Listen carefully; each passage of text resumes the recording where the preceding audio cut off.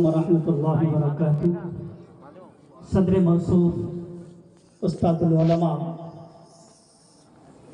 عارف اللہ حضرت مولانا مفتی راشد حسین صاحب دامت برکاتہ مدعالیہ، ناظم اجلاس حضرت مولانا مفتی عبد المنان صاحب، اسٹیج پر موجود علماء کرام، حاضرین جلسہ، نعت پاک کے غاب کا حکم ہوا ہے۔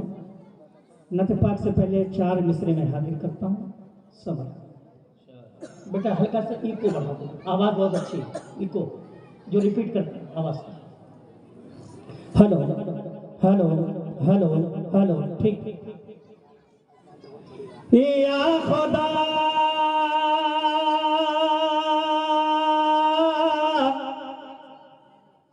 یا خدا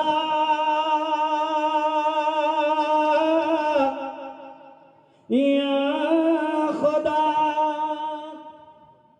یا رب در سرکار کا دربان بنا دے، یا رب در سرکار کا دربان بنا دے، مجھ جیسے گداگر کو بھی سلطان بنا دے، یا خدا یا خدا یا خدا۔ جامعہ عربیہ شہید الاسلام کو ذہن میں رکھیں۔ شعر میں پڑھتا ہوں، مفتی عبد المنان صاحب شعر سنیں۔ یا خدا، ہمارے سامنے کچھ بچے طلبہ اعزاز بیٹھے ہوئے، ان کے حضور کی بند حاضر کرتا ہوں، سماعت فرمائیے گا۔ شاہ رخ نہ بنا اور نہ سلمان بنا دے، شاہ رخ نہ بنا اور نہ سلمان بنا دے، بچوں کو میرے حافظ قرآن بنا دے۔ اے بیٹا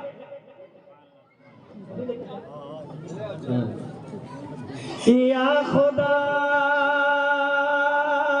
یا خدا۔ آئیے دوستو، آقا نامدار مدینے کے تاجدار احمد مصطفیٰ محمد مصطفیٰ صلی اللہ تعالیٰ علیہ وسلم کی بارگاہ مقدسہ میں بآواز بلند درود پاک پڑھنے، اللہم صلی علی سیدنا و نبینا مولانا محمد و بارک وسلم۔ کافی والے اے بیٹا دوبارہ مت آنا جب تک میں پڑھوں گا، ہم آدمی کا ذہن منتشر ہو۔ سنیے، نوجوانوں کے لیے کلام پڑھنا، اس کے بعد انشاءاللہ بہت معیاری کلام پڑھوں گا ان نوجوانوں کو جگانے کے لیے۔ اسلام کی خاطر، کس کی خاطر؟ کس کی خاطر؟ دونوں ہاتھ اٹھا کے بولے، کس کی خاطر؟ اسلام کی خاطر، اسلام کی خاطر، اسلام کی خاطر، اسلام کی خاطر، دنیا کی برائی نہ برے کام کی خاطر، دنیا کی برائی نہ برے کام کی خاطر، سر دے دیا حسین نے اسلام کی خاطر، اسلام کی خاطر۔ دونوں ہاتھ اٹھا کے میرا ساتھ دے سکتے ہیں، اسلام کی خاطر۔ کچھ لگے کہ کھیتا سرانے میں پڑھ رہا ہوں، حاضر کرتا ہوں، سماعت فرمائیے گا۔ پہلا بند مفتی عبد المنان صاحب، آپ اپنا کام کرتے رہیے گا جی، اس میں کمزوری نہیں آنی چاہیے۔ اسلام کی خاطر، اسلام کی خاطر، اسلام کی خاطر، اسلام کی خاطر، اسلام کی خاطر، ترمیم کون ہے جو شریعت میں کر سکے، ترمیم کون ہے جو شریعت میں کر سکے، اللہ کے کلام کی آیت میں کر سکے، اللہ کے کلام کی آیت میں کر سکے، حکم نبی کے واسطے دے دیں گے اپنی جان،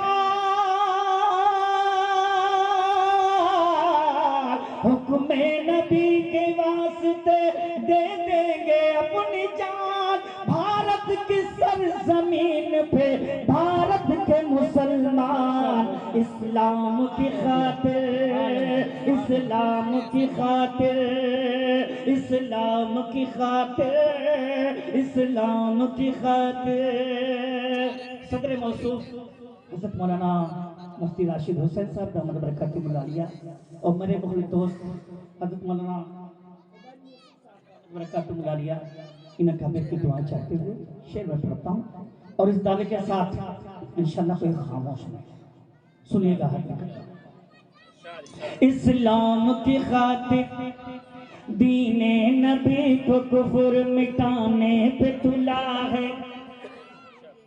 حضرت مفتی صاحب کی تقریر اور میں بند کرتا ہوں دوستوں.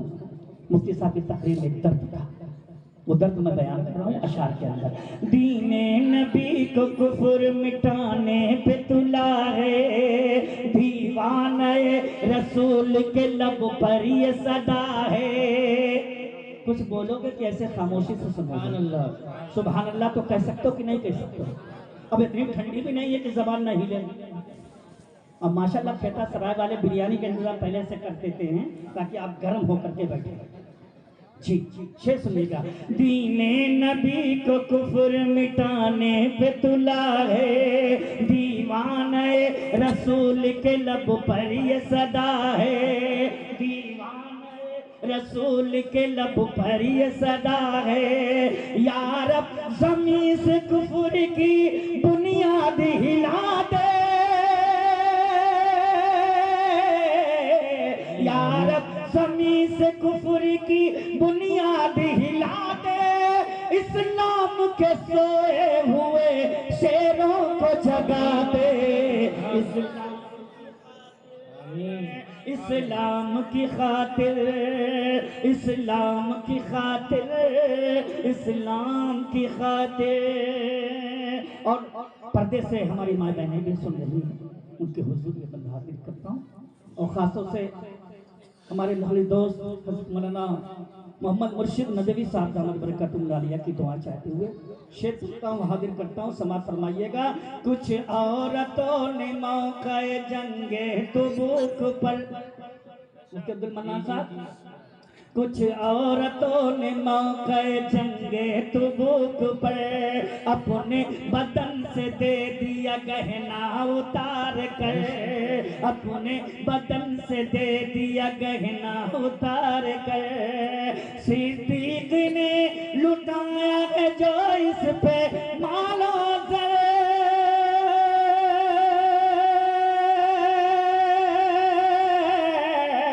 صدیق نے لٹایا ہے جو اس پہ مال و زر. ارے حمزہ نے رکھ دیا ہے کلیجہ نکال کر. اسلام کی خاطر، اسلام کی خاطر، اسلام کی خاطر، اسلام کی خاطر. طلحہ بلال بوذر خالد و ابن سعد، طلحہ بلال بوذر خالد و ابن سعد بھوکے ہی رہ کے کرتے رہے ظلم سے جہاد، بھوکے ہی رہ کے کرتے رہے ظلم سے جہاد، بھوکے ہی رہ کے کرتے رہے ظلم سے جہاد. اصحاب مصطفیٰ نے بڑا ظلم سہا ہے، اصحاب مصطفیٰ نے بڑا ظلم سہا ہے. سر کٹ گیا ہے دین پہ اس تک نہ کیا ہے. اسلام کی خاطر، اسلام کی خاطر. مفتی صاحب وہی کھیتا کرا ہے جو پہلے والا تھا، ایک سال پہلے. معاملہ کچھ سمجھ میں نہیں آیا اور اچھا ہو گیا. اچھا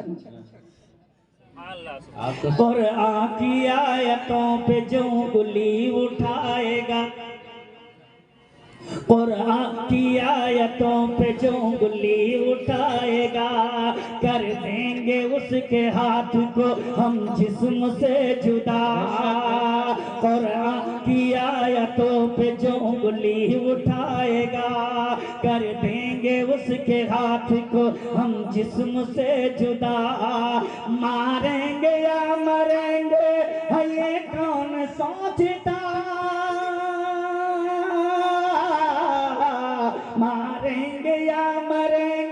ہے یہ کون سوچتا باطن جو اپنے سر پہ کفن باندھ کر چلا. کس کی خاطر؟ کس کی خاطر؟ ذرا زور سے بولے کس کی خاطر؟ اسلام کی خاطر، اسلام کی خاطر، اسلام کی خاطر، اسلام کی خاطر. اور دوستو بہت ہی معیاری کلام میں پڑھنے جا رہا ہوں. ایک مرتبہ اور بابا دے بلند درود پاک پڑھنے. اللہم صلی علی سیدنا و نبینا مولانا محمد و علی سیدنا و نبینا مولانا محمد و بارک وسلم کما تحب و ترضى عدد ما تحب و ترضى. یہ نعت پاک میرے خیال سے 20-22 سال کے بعد پڑھنے جا رہا ہوں. بہت ہی معیاری.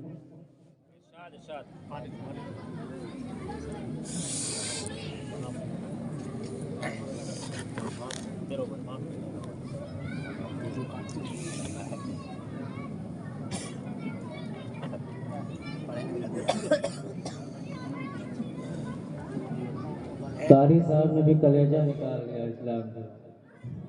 ماشاءاللہ میں پڑھتا ہوں حاضر کرتا ہوں مطلب سمجھتا. آئیے علم و سلام مرحبا. صرف ایک قرآن ہے صلی اللہ کے سامنے.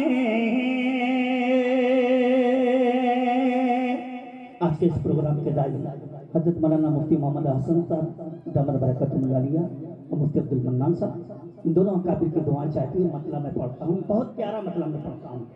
صرف ایک قرآن ہے صلی اللہ کے سامنے. مفتی عبد المنان صاحب جی جی جی وزیر گنج میں سن 1992 میں یہ کلام میں نے پڑھا تھا انجمن میں, تو فرسٹ پرائز ملا تھا. بہت ہی معیاری کلام میں پڑھ رہا ہوں. صرف ایک قرآن ہے کس کے سامنے؟ صلی اللہ کے سامنے. آئینہ کوئی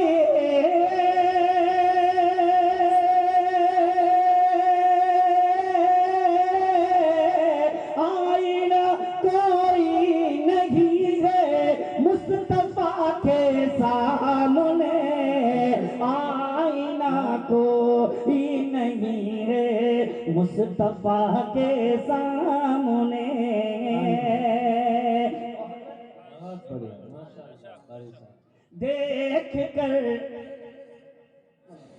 دیکھ کر قدرت نے حضرت عائشہ کے ظرف کو, دیکھ کر قدرت نے حضرت عائشہ کے ظرف کو دولت کون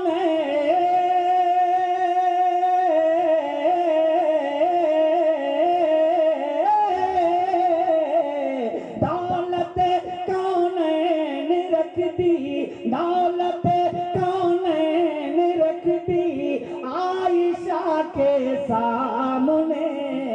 آئینہ کوئی نہیں ہے مصطفیٰ کے سامنے.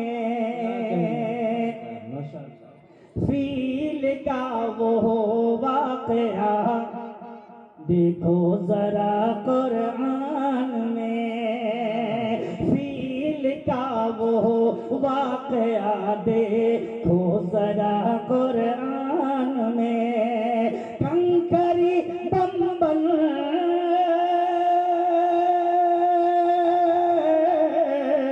کنکری بمبل گئی تھی ابرہا کے سامنے. کنکری بن گئی تھی ابرہا کے سامنے. اللہ مزید شعر حاضر کرتا ہوں, سمجھ لیجیے گا, خاص طور سے ملاحظہ فرمائیں. شدت تشنا لبی کا معجزہ کہیے اسے, شدت تشنا لبی کا معجزہ کہیے اسے آب زمزم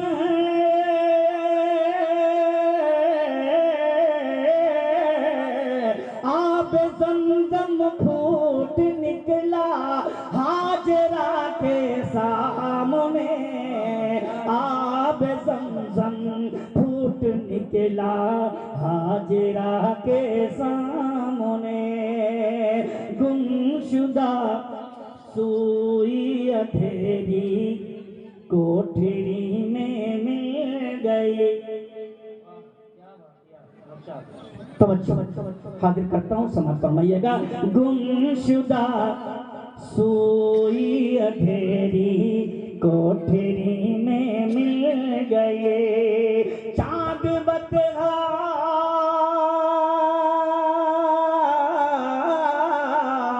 چاند بتہا کا جب آیا عائشہ کے سامنے آئینہ کوئی نہیں ہے مصطفیٰ کے سامنے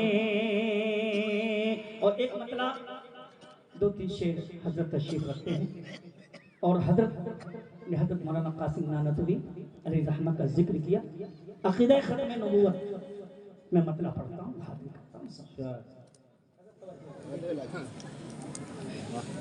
یہ کلام میں علماء کے لیے پڑھ رہا ہوں آپ کے سمجھ میں آوے یا نہ آوے مگر سنتے رہیں ان کو رب نے کہا ان کو رب نے کہا خاتم الانبیاء ان کو رب نے کہا خاتم الانبیاء اس میں ناراض ہونے کی کیا بات ہے اس میں پڑھو بھائی اس میں ناراض ہونے کی کیا بات ہے مطلب بڑا غضب کا ہے میں حاضر کرتا ہوں مفتی محمد حسن صاحب سنیے گا ان کو رب نے کہا خاتم الانبیاء اس میں ناراض ہونے کی کیا بات ہے سلسلہ ختم نبیوں کا ان پر ہوا سلسلہ ختم نبیوں کا ان پر ہوا اس میں ناراض ہونے کی کیا بات ہے اس میں ناراض ہونے کی کیا بات ہے دائس پر موجود علماء کرام کی خصوصی توجہ کا طالب ہوں حاضر کرتا ہوں سماعت فرمائیے شعر کی حفاظت کیجیے گا توجہ میرا محبوب ہے خاتم الانبیاء میرا محبوب ہے خاتم الانبیاء ان کے جیسا نہیں تھا کوئی دوسرا ان کے جیسا نہیں تھا کوئی دوسرا میں نے قرآن میں اس کو بشر کہہ دیا میں نے قرآن میں اس کو بشر کہہ دیا اس میں ناراض ہونے کی کیا بات ہے میں نے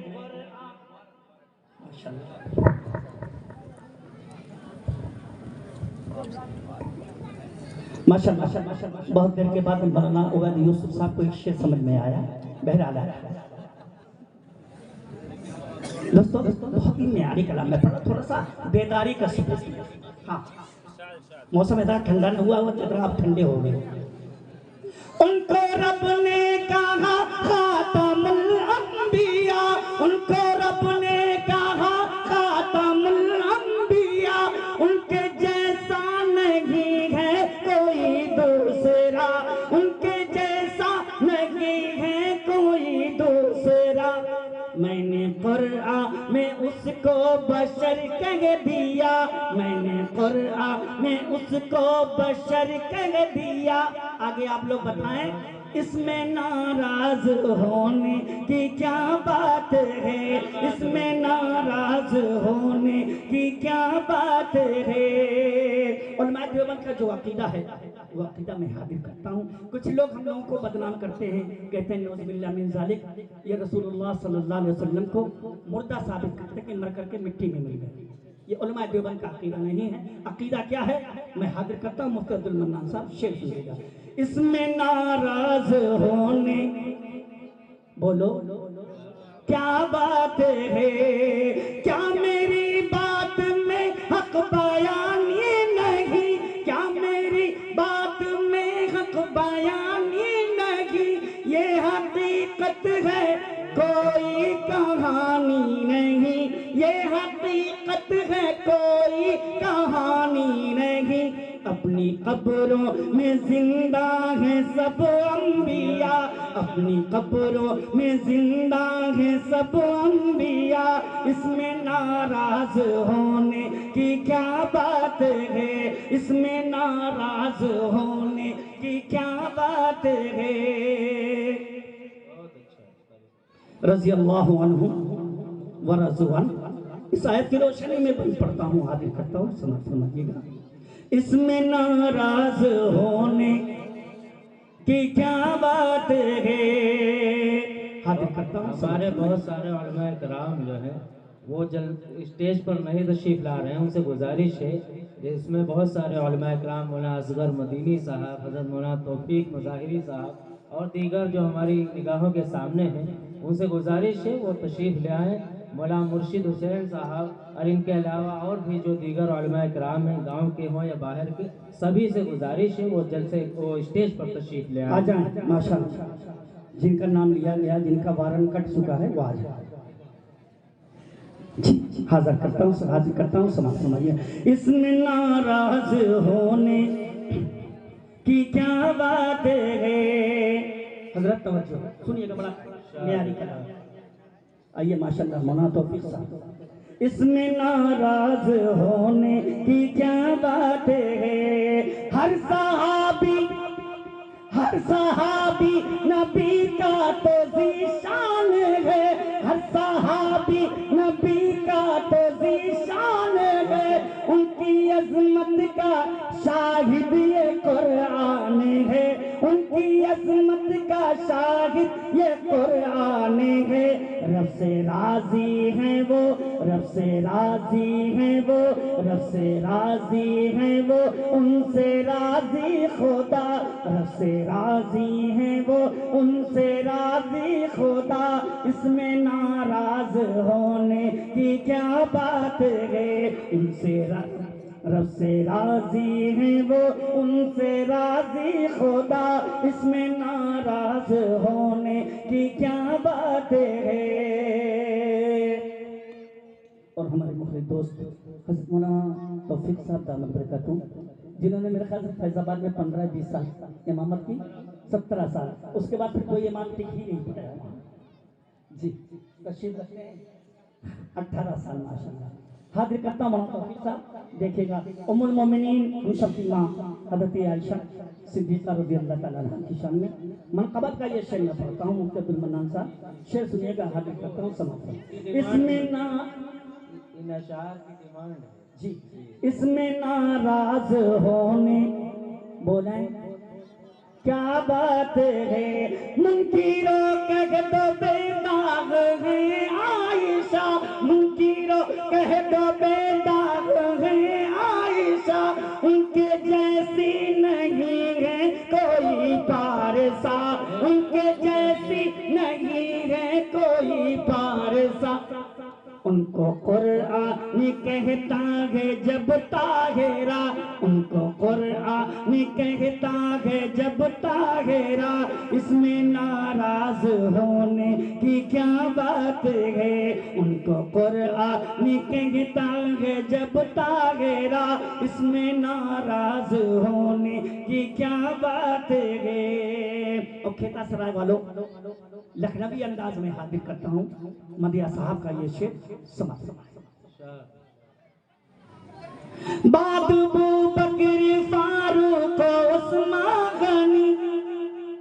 بعد ابو بکر فاروق عثمان غنی ہے خلافت کے منصب پہ فائز. فائز علی ہے خلافت کے منصب پہ فائز علی ان کو چوتھا خلیفہ نبی نے کہا ان کو چوتھا خلیفہ نبی نے کہا اس میں ناراض ہونے کی کیا بات ہے اس میں ناراض ہونے کی کیا بات ہے فضل رب سے میں باطن مدینے گیا فضل رب سے میں باطن مدینے گیا لے کے طرز سخن لب پہ حسان کا لے کے طرز سخن لب پہ حسان کا جب خدا نے بڑھایا میرا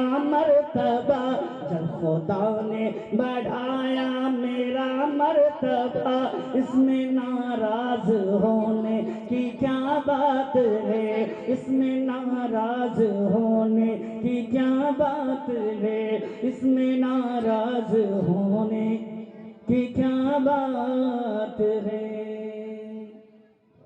سبحان اللہ بہت ماشاء اللہ وقت کی قلت کی وجہ سے میں قاری صاحب سے اور زیادہ گزارش کرتا لیکن چونکہ وقت بھی کم ہے اور لمبا سفر ہے الرحیم الحمد للہ وکفا وسلام علی عباده الذین اصطفى اما بعد اعوذ باللہ من الشیطان الرجیم بسم اللہ الرحمن الرحیم ام کنتم شہداء اذ حضر یعقوب الموت اذ قال لبنیہ ما تعبدون من بعدی قالوا نعبد الہک وإله آبائك إبراهيم وإسماعيل وإسحاق إلها واحدا صدق الله العظيم وقال رسول الله صلى الله عليه وسلم كلكم راع وكلكم مسؤول عن رعيته أو كما قال صلى الله عليه وسلم محترم بزرگوں عزیزوں دینی و ایمانی بھائیوں مولانا تشریف لا چکے ہیں ابھی چند لمحات میں ہمارے اور آپ کے روبرو ہوں گے اتنی دیر میں اپنی ضروریات سے فارغ ہو کر وہ یہاں تشریف لائیں گے اتنی دیر میں آپ حضرات کے سامنے حاضر ہوں میرے بھائیوں بزرگوں عزیزوں پہلی چیز یہ کہ ہم سب اپنی آل و اولاد کے لیے ہر طرح کی ذمہ داریاں اٹھاتے ہیں اور ان ذمہ داریوں کو نبھاتے بھی ہیں ان کے کھانے کا انتظام کپڑے کا انتظام راحت و آرام کا انتظام ہر طرح کے انتظامات ان کے لیے ہم اور آپ کرتے ہیں لیکن اگر نہیں کرتے ہیں تو ان کے ایمان کی فکر نہیں کرتے قرآن کی فکر نہیں کرتے جو ارکان اللہ تعالیٰ نے دیے ہیں ان ارکان کی فکر نہیں کرتے ہمارے اور آپ کے ایمان کا کیا جائزہ لیا جائے آپ جائزہ لیجئے حضرات انبیاء علیہم السلام کے ایمان کا حضرت یعقوب علیہ السلام جن کے یہاں کئی پشتوں تک نبوت چلتی رہی وہ اپنی آل اولاد کو جمع کرتے ہیں اور جمع کرنے کے بعد اپنے بچوں سے کہتے ہیں ام کنتم شہداء اذ حضر یعقوب الموت کیا آپ اس وقت حاضر تھے جب یعقوب علیہ السلام نے اپنی اولاد سے کہا تھا ما تعبدون من بعدی کہ تم میرے بعد کس کی عبادت کرو گے وہ ایسی اولاد تھی کہ ان اولادوں نے ایک زبان ہو کر کہا قالوا نعبد الہک و الہ آبائک ابراہیم کہ میں اس پروردگار کی عبادت کروں گا جس کی ابراہیم اسماعیل اسحاق عبادت کیا کرتے تھے نبی کو اتنی فکر تھی کہ میرے بعد میری اولاد دین پر، ایمان پر، اسلام پر باقی رہے گی کہ نہیں رہے گی، ان کو اتنی فکر تھی، اور اس فکر کو لے کر اپنی آل و اولاد کی فکر میں لگے ہوئے تھے۔ ہمیں اور آپ کو اس سے ایک سبق ملتا ہے کہ کیا ہم لوگوں نے اس کے لیے کوئی الہی عمل سوچا، یا ہم نے اپنی آل و اولاد کو کبھی جمع کر کر اس بات کی تلقین کی کہ میرے بیٹے، میں تو اللہ کی عبادت کر رہا ہوں، یا جو بھی مجھ سے ٹوٹی پھوٹی عبادتیں ہو رہی ہیں میں کر رہا ہوں، میرے مرنے کے بعد تم کیا کرو گے، یا میری زندگی میں میں عبادت پر کھڑا ہوں، تم عبادت پر کھڑے نہیں ہو، تمہارا کیا ہوگا؟ کبھی اس سے ہم اور آپ اس کا جائزہ نہیں لیتے، اور نہ اس کے لیے اپنے آپ کو آمادہ کرتے ہیں کہ اپنی اولادوں کو جمع کیا جائے، اور جمع کرنے کے بعد ان کے سامنے ایمان کو رکھا جائے، اسلام کو رکھا جائے، قرآنی تعلیمات کو رکھا جائے، جناب محمد الرسول اللہ صلی اللہ علیہ وسلم کے فرمودات، آپ کے ارشادات کو ان کے سامنے پڑھ کر سنایا جائے۔ کبھی اس کی فکر نہیں ہوتی۔ ابھی ٹھنڈی کا زمانہ ہے، اس ٹھنڈک کے زمانے میں ہم سب الاؤ لگاتے ہیں، بڑے شان و شوکت کے ساتھ وہاں پر 4 گھنٹے 5 گھنٹے لگا دیے جاتے ہیں، اور وہاں بیٹھنے کے بعد سوائے جھوٹ کے، سوائے مکاری کے، سوائے چغل خوری کے، سوائے عیاشی کے کوئی چیز نہیں ہوتی ہے۔ ہم اگر ان اوقات کو قیمتی بنانا چاہتے ہیں تو وہاں بیٹھ کر قال اللہ قال رسول کی صدائیں بلند کر سکتے ہیں، ایمان کو تازہ کر سکتے ہیں، اسلام کو فروغ دے سکتے ہیں۔ حضرات صحابہ کرام کی مثالیں ملتی ہیں جن کے بارے میں رضی اللہ عنہم ورضوا عنہ کہا گیا ہے، وہ اپنے ایمان کی فکر کرتے تھے، اور وہ ایک دوسرے سے کہا کرتے تھے تعال نجدد ایماننا، تعال نجدد ایماننا، آؤ ہم اپنے ایمان کی تجدید کر لیں۔ خدا کے واسطے اگر ہم نے اپنی آل و اولاد کی فکر نہیں کی، ان کے ایمان کو نہیں بنایا، اسلام پر نہیں کھڑا کیا، تو وہ وقت دور نہیں ہے کہ کل جب یہ ہماری اولاد بڑی ہوگی، جب ہمیں پانی کی ضرورت ہوگی، جب ہمیں کھانے کی ضرورت ہوگی، جب رہنے کے لیے مکان ہمیں چاہیے تھا، تو یہی اولاد ہمیں دھتکار دے گی اور کہے گی کہ تم نے ہمارے لیے کیا کیا۔ اس لیے اسلام سکھاتا ہے کہ بچہ جب بولنے کے لائق ہو جائے تو سب سے پہلے لا الہ الا اللہ محمد الرسول اللہ سکھایا جائے، اور جب وہ کچھ پڑھنے کے لائق ہو جائے تو قرآن مجید اس کو سکھایا جائے، قرآنی آیات اس کو سکھائی جائے۔ ان تمام کاموں کے لیے اللہ کے رسول صلی اللہ علیہ وسلم نے دار ارقم کا انتخاب مکہ مکرمہ میں فرمایا تھا، مدینہ منورہ میں آپ نے صفحہ نبوی کا انتخاب فرمایا تھا۔ مکہ میں جو ایمان قبول کرتا تھا وہ اپنے آپ کو دار ارقم کے حوالے کرتا تھا۔ جناب محمد الرسول اللہ صلی اللہ علیہ وسلم ان کی تعلیم فرمایا کرتے تھے، آپ انہیں ایمان سکھایا کرتے تھے، اسلام بتایا کرتے تھے، قرآن سکھایا کرتے تھے، تمام چیزیں اس جگہ سے سکھائی جاتی تھی۔ یہی چیز جب آپ مدینہ منورہ تشریف لے گئے تھے، وہاں پر آپ نے صفحہ نبوی میں یہی فریضہ انجام دیا تھا۔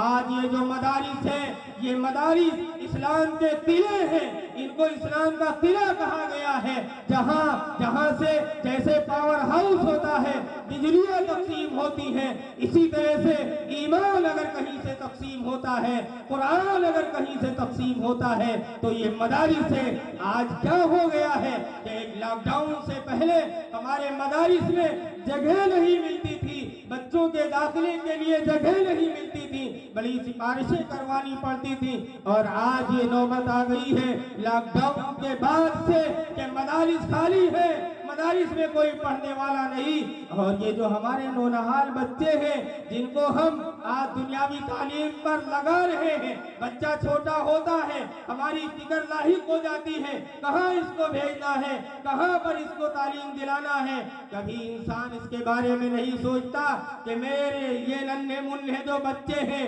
سب سے پہلے ہم انہیں قرآن سکھائیں گے، انہیں ایمان سکھائیں گے، انہیں اسلام سے آراستہ کریں گے، اور جو اللہ کے رسول صلی اللہ علیہ وسلم نے شفقت ہمیں دی بچوں کے تعلق سے، وہ شفقت ہم انہیں عنایت فرمائیں گے۔ آج ہمارے والدین جہاں پر بچوں میں سختی کرنی چاہیے وہاں سختی نہیں کی جاتی، جہاں پر نرمی کی کرنی چاہیے تھی وہاں پر نرمی نہیں کی جاتی۔ آقا نامدار محمد عربی صلی اللہ علیہ وسلم نے دونوں مثالیں پیش فرمائی۔ آپ کے پاس حضرت انس رضی اللہ عنہ رہا کرتے تھے، اللہ کے رسول کی خدمت فرمایا کرتے تھے۔